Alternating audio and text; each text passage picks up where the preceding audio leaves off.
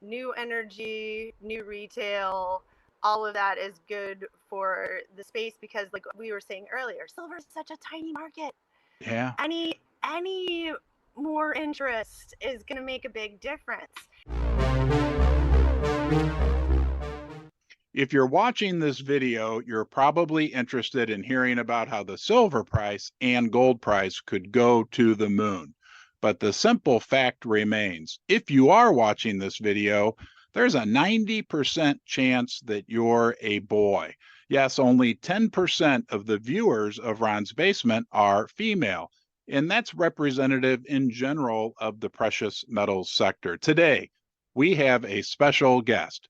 Yarra Venne, the Silver Babe from Arcadia Economics. She's going to tell us her story in regards to silver, but more importantly, she's going to give us some insight into why maybe we don't have as many women in the stacking sector, and more importantly, why it's so exciting that if we do get more women, it could be a great thing for precious metals in general. Without further ado, Yara, welcome to Ron's Basement. Wow. Well, thank you for the awesome introduction, Ron. And it is an honor to join you in the basement and to be here with all the basement dwellers. And I see you've got all of the festive Christmas bear hats and everything is ready to go. So happy holidays to everyone, too. But it's just a pleasure to join you here in the basement. Thanks for having me. Well, on behalf of our viewer, right? It's you and I speaking, but like we said, there's that third person joining us. I think we're going to share some great information today. It really is exciting, the prospect of more women joining the precious metals community. How did you get into precious metals? Well, I got silver pilled, as I like to say, by Chris Marcus, who apparently has silver pilled quite a few people in the silver world today. But I was living in Denver and happened to meet Chris at a yoga class. And he said one of the most interesting things anyone had ever said to me at a yoga class, which, if you've ever been to yoga, you'll know that's a pretty high bar. But he said, "Did you know that silver is trading at the same price it costs most miners to get it out of the ground?" And that was a really interesting thing to hear. But more than that, I couldn't wrap my head around it. And I was like, well, how is that sustainable? And he said it isn't. And that started my whole rabbit hole down into the silver world, wondering, how is that possible when silver is so necessary? And so I had a small background in silver by being involved in jewelry. But I had never thought about where it came from. And so that one small sentence literally catapulted my life in a different direction once I heard that, because I'm interested in how things work, and that didn't make any sense to me. So that was my silver pill moment, and from there, I kind of went all in on silver. You know, Yara, I have a confession to make, and I never thought about this until right now as you and I are talking. But I think Chris Marcus, and I've never heard that term to be honest with you, but I think Chris Marcus silver pilled me as well. So, and That's obviously awesome. now you, yeah, Congratulations to that. you're now the marketing director for Arcadia. Is that correct? So you are heavily involved in the silver industry. Um, I want to circle back later on and talk about what you mentioned regarding silver mining and how hard it is to get silver out of the ground. But in your position, are you feeling or seeing at all that there's more women coming into the sector? I'm so glad you asked that, because I'm so excited to get to report that absolutely. Um, when we first started our channel, Arcadia Economics, we had about 6% female viewership. Right now, we get to about um, 10% more often. While that's a small percentage, that's a big increase. So I Mhm. want to kind of, focus on that more. But the main thing is I also, through the course of my silver journey, became a broker for Miles Franklin. So I talk to people about gold and silver all day. And the new callers that are women who are buying silver for the first time are overwhelming. I would say that is a huge new section of our um, new customers are younger and retirement age women in particular, who are very concerned about what they're seeing going on around them with inflation and bank crises and stuff like that. So I've seen lots of new women coming into the industry in different brackets, you could kind of call them, which is very exciting all around. Yeah, it feels like Susie and I, for an example, one day last week bought some used furniture, some new used furniture for our family room, and that was an elderly couple that we were picking it up from. And even the woman, and she was in her 80s, she said, all my friends are talking, because Susie told her that I have a silver and gold channel. She said, all my friends are talking about silver and gold. Which I found very interesting. We have the women, the female component, which I've seen the same thing even on my channel. I've not been at this nearly as long as Arcadia, Chris, and yourself, but I'm seeing more women. But the other thing you mentioned that I think is interesting is younger people, because we have this bias that we think, oh, it's just I think the bias is it's an old boys club, right? But the reality is, what I'm hearing from you and from a lot of other people is there are a lot more women coming in and a lot more young people as well.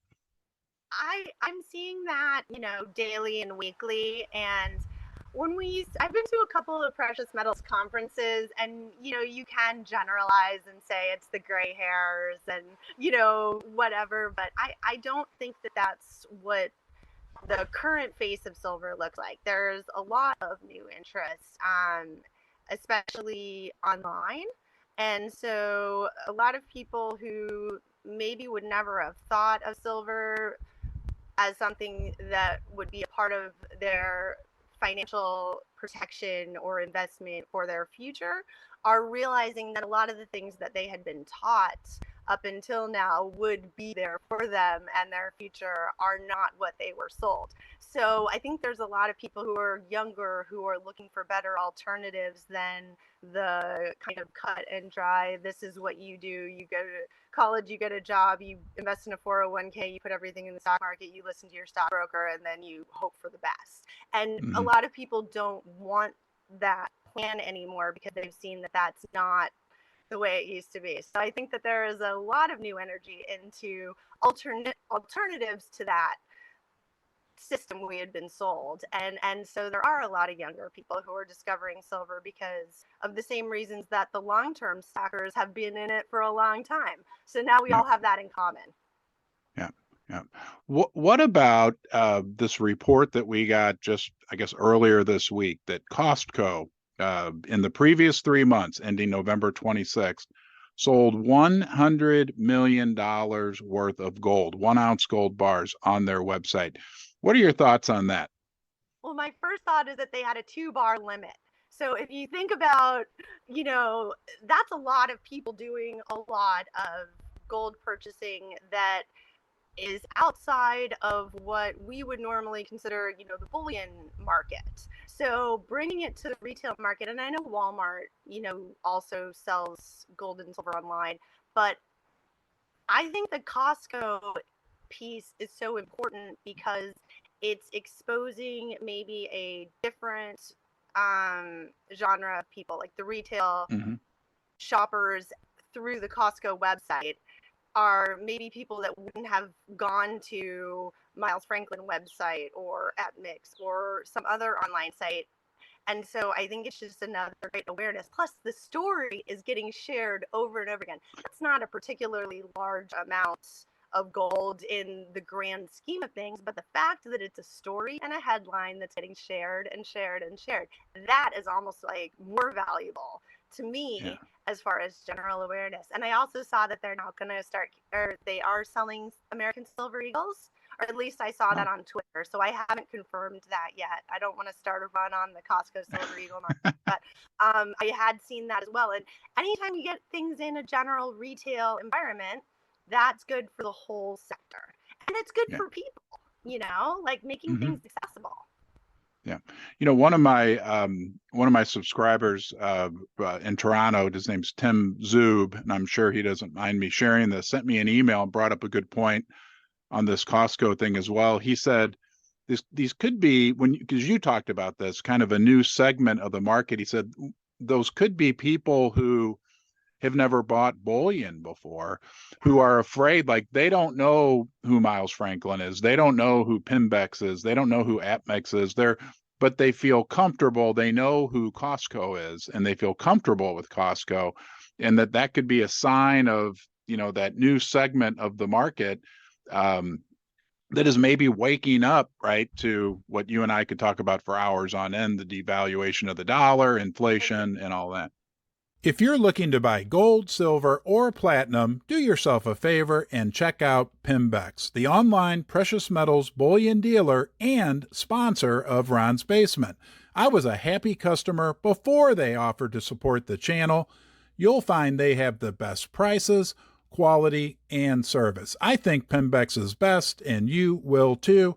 And be sure to tell them that you're from Ron's Basement. And you got to think about also Costco shoppers pay to get better deals on things that they buy regularly. They might be have a slightly different mindset Yeah. than your average consumer, because they're thinking like, how do I do things better for myself?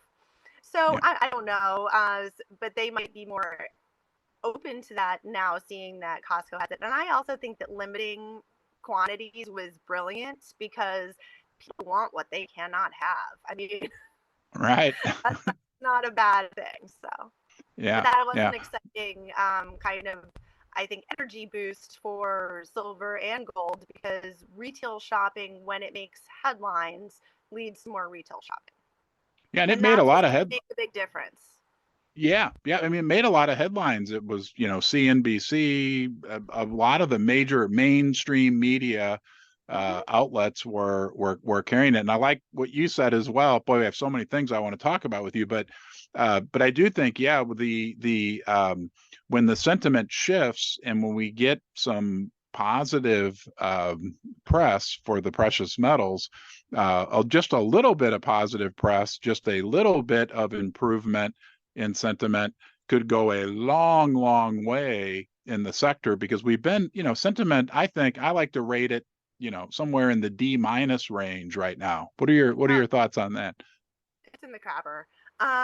It's it is what it is. But it's actually I'm lucky to get to talk to people throughout the industry, from dealers to miners and stuff. And it seems like in general the consensus amongst people who have been in this industry for as long as I've been around, say that they've really not seen it much worse than this. So to me, that's fantastic.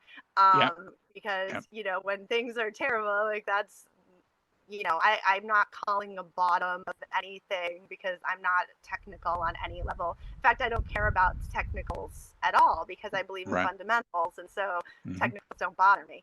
But I do think that, you know, new energy, new retail, all of that is good for the space, because, like we were saying earlier, silver is such a tiny market. Yeah, Any more interest is going to make a big difference. And actually, as I was thinking about this, I was thinking, women are apparently, I did a quick Google search, different headlines come up with women control between 80 and 91% yeah, of household shopping, like spending, and retail shopping, as far as gifts and things, not necessities, but impulse purchases and stuff like that. Women are almost all of that. So if we get 1% of women to get into silver, that would change the whole retail market. And so, that's real. yeah. Yeah, you are. Well, all right. So I have so many things. I want to stand up and jump up and down, because you said something that I believe 100%, and that is this horrific sentiment that we have right now is a good thing, because it gives us so much room for improvement. And I like to try to, like, not beat into people's heads, but remind them a very positive thing, and that is that if let's just look at gold, for example. we got to an all-time high in gold a couple of weeks ago. And if we can get above 2100 in gold and stay there and get into more record territory, and we're doing that in the face of horrific sentiment, right? I mean, it's like if you're a runner and you go out to go train for a, I don't know, a 5K run or something, and you do all your training in the face of a 20-mile-an-hour wind, right? When Yep. you go to run the real race, I mean, when sentiment, we have so much room for improvement that it's like it's okay that the sentiment's horrible. And oh, by the way, in the face of this cruddy sentiment, silver's doing okay, but gold is setting new all-time highs. The other thing you said that I really appreciate you bringing up is, and doing the research, because I actually meant to look that up myself, is that women control a majority of household spending. I can vouch for that here. You know, Susie definitely runs the boat or does most of the spending here in the house, but I imagine that and I don't know, I'd be curious to hear like the Costco sales, just to touch on that one more time. You know, like I heard somebody say, like, oh, yeah, I'm buying some kitty litter, some, Gatorade for my kids. And oh, what the heck, I might as well buy a couple ounces of gold while I'm at it. That potentially a lot of these Costco sales were more most likely from, I would imagine, much more representative, skewed to the female side than to men buying things at Costco. Does that make I sense? Yeah, it's very likely if you look at the demographics of who's shopping at Costco. And I don't want to extrapolate out anything that I don't know, but I Right. would imagine that a lot of them aren't necessarily people who have bought gold before, because Yep. people who have got gold before most likely would have known where to buy gold from someone else. And Hmm. so, I don't want to jump to conclusions, but at the Right. same time, that would seem likely that they were most likely new buyers and Yeah. new Yeah. Well, I consumers. know that I only spent 50 million at Costco on gold, so at least the other half we'll have to figure out who bought that. Awesome. Well, Yeah. um, So go ahead. oh, I was just going to say one more thing about Costco that I think is exciting is when headlines basically change people's perception of stuff, we don't really know how the ripple effect of that is going Yeah. to move out. But I know that originally there were headlines that Costco was selling the ounces of, or 2 ounces max, and then there was the headline a couple of months later that they sold this much, they were selling out. So this is a continuing story, so we don't really know how it's Yeah. going to play out yet, but Yeah. it's definitely a fun side story to gold reaching its all-time high. That's right. Ron and Yara discussed Costco. I will say that that it was I received more emails from acquaintances that aren't silver and gold stackers, people that were sending me a link to that article saying, "Did you see Yeah. this? Did you see this?" Even my mom, who's uh, I don't know, almost 80, she, was like, "Did you see Costco selling gold?" I mean, everybody. So it's in their minds. And here's my thought that it, like, let's play make believe that, let's say next year the Fed cuts rates, easy money starts to flow again. I'm of the opinion that we're be, because of domestic situations, geopolitical situations, that we're primed for another potential spike in inflation, right? Let's say in August of next year that we start to get another big spike in inflation. People are going to the grocery store here in the US and they're like, oh my gosh, these potato chips that cost $2 are now costing me $3, $2.50, whatever. That people are gonna be like, I remember what happened last time, that it could be a setup that it's percolating. And I think you alluded to this, like we don't know how the ripple effects are going to go, but it feels like to me that there is something going on, and that if we hit another wave of inflation, people are going to be like, oh no, I learned like I need to figure out what to do with my money. And maybe I'm dreaming, but that we could get some more money coming into silver and gold. No, I think that's a really astute kind of vision of the future. Like, we obviously don't know how things are going to go, but there are some indicators to give us some ideas about how things could go. And I think, a lot of the younger generation didn't really have any reference for what inflation really does or how it Yeah. impacts you. We heard about the Right. 70s, but it, like, doesn't really mean anything until you're faced with it and you're looking at your supermarket cart that used to cost you, $100 and now is costing you $130, and you're doing that every week, and that makes a big difference. So I think Yeah. the lessons of inflation are getting kind of relearned by a different generation. And yeah, I think we're going to be a lot more aware when we start to see this creep again. And although, I mean, I haven't seen any relief from what we've been experiencing so far. So I mean, I think anybody who's not paying Yeah. attention now is definitely going to have their eyes opened in a big way. Yeah. Yeah. Well, and it goes back to that saying, fool me once, shame on you, right? Like you said, I think it's a great point that I'm 53 years old. I kind of remember the 70s and inflation, but not really. Like this was my first time where I was like, wow, I used to go to my local Aldi and buy a bag of tortilla chips for $1, and now they're 2.50. And it all happened within a 2 to 3 year period. So fool me once, shame. So I think there's a lot of people in that position. I'll tell you a quick funny story about you made me think of when you talk about the groceries, going to the grocery store. I had a Missouri's trying to pass legal tender legislation, and I had a Missouri state representative who's sponsoring the bill, the gold and silver legal. And he said he was talking to one of his older constituents. Guy was in his 80s, and he told the representative, he said, I must be getting stronger and stronger because now I can carry $300 worth of groceries to my car by myself. Oh man. I mean, it's funny because it's true and it's sad. Like Yeah, it's we have to laugh because it's otherwise it's kind of overwhelming and scary and tragic. And that's, I think, one of the things why I feel so good about being involved in silver is because I truly believe that it's the antidote to that. hmm Yep. So Yep. Yeah. I'm Yeah. all for the sound money and the real money, and getting rid of the ability to make money out of thin air and make it worthless. So let's stick with the real thing.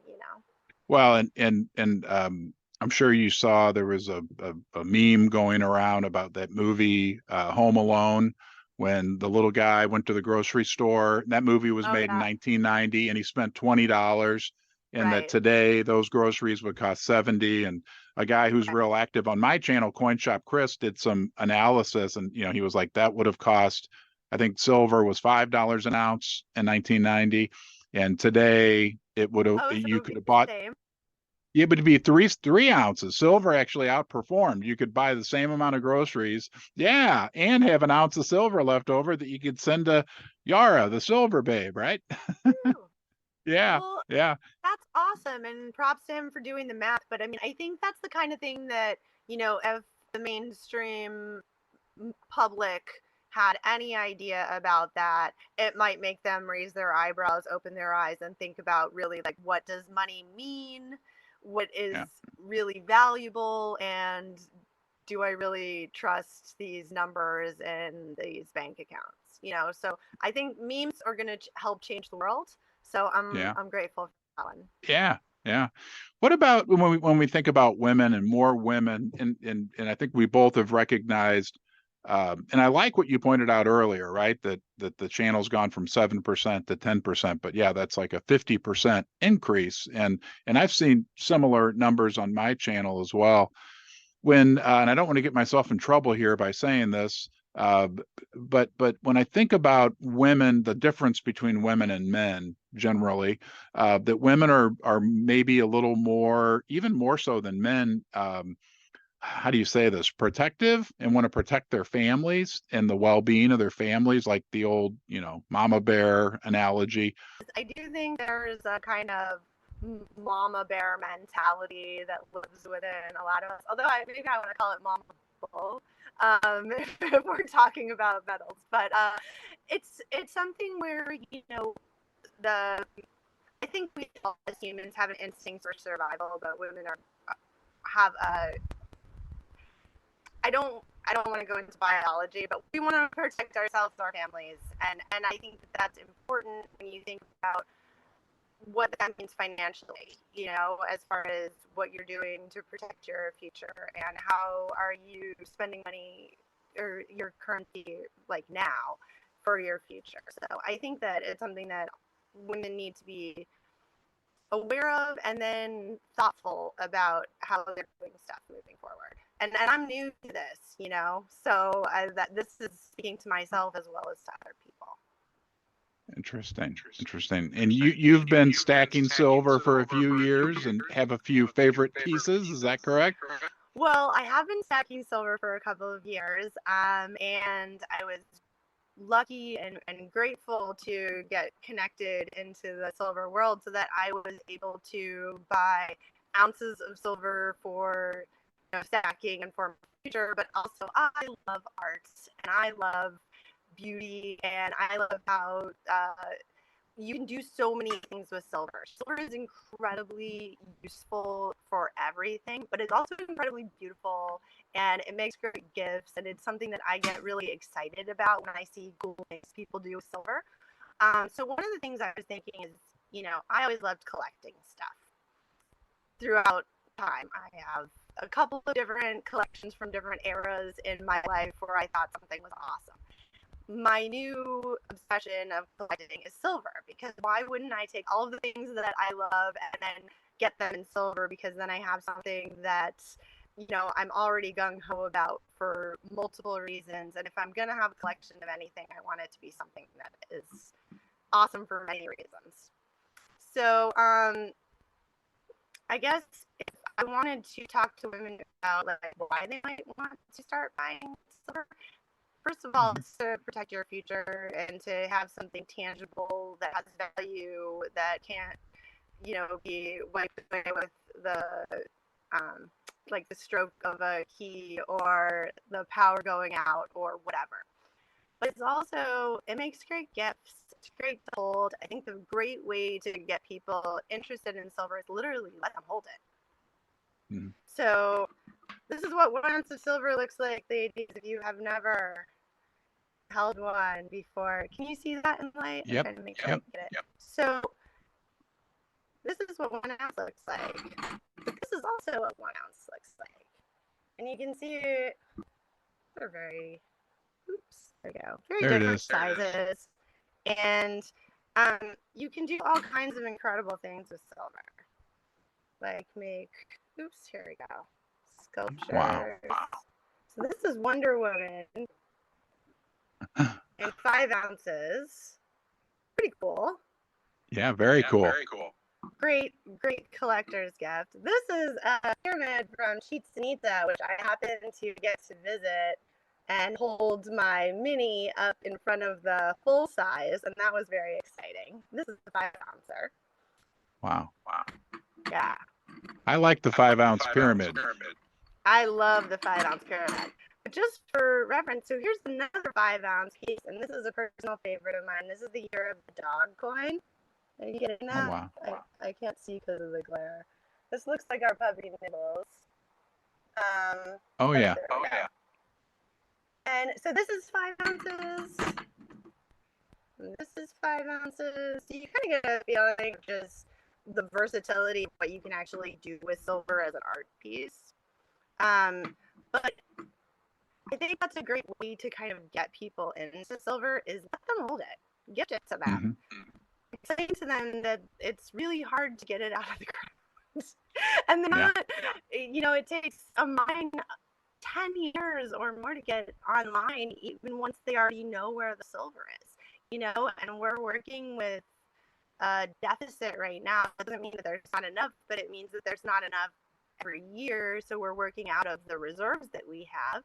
And I don't know how long that's going to last with green energy wanting more and more silver for production every year. So there's a lot of reasons why I would want to have that physical metal. But sometimes the best thing is just letting people hold it, letting people touch it and feel that it's real, you know? I don't hold my bank card and be like, ooh, so real. Whereas holding this pyramid, that has a completely different kind of value to me. Yeah. So And Yara, and your great, great, great, great, great, great, great, great 50 more times grandma could have held that same silver, and it would have had essentially the same value passed through for generations. totally. And I also, come from immigrant families that carried their wealth with them, sewed into their clothing, like they literally sewed gold coins into their jackets and cross borders. So, I can understand the value of how that literally helped to fund my family in the new world. So that means a lot to me. I got goosebumps just talking about that. Yeah, yeah, yeah. It's silver and gold have a many different components that I find attractive. And I appreciate you reminding me, because I hadn't really thought of that for a while. I mean, I'm always touching silver every day, but maybe had forgotten the fact that it's also on top of everything else very beautiful. Oh, You know. so beautiful. I've always been an artist and an art collector, and I switched my art buying to art coins. And I don't necessarily recommend that for stacking purposes. I think having ounces is important for our future. However, I do say, if you love art or you love something, having it in silver is incredible. So I think that that's something that I want people to understand is like if you already like something, liking it in silver is that much better. Yeah, yeah. I bought this. I'll do my little piece of show and tell. Oh, I bought this yay! 3-ounce heart for my Love wife it. Susie for Valentine's Day, and somehow it wound up down here in the basement with me. Well, because you love her.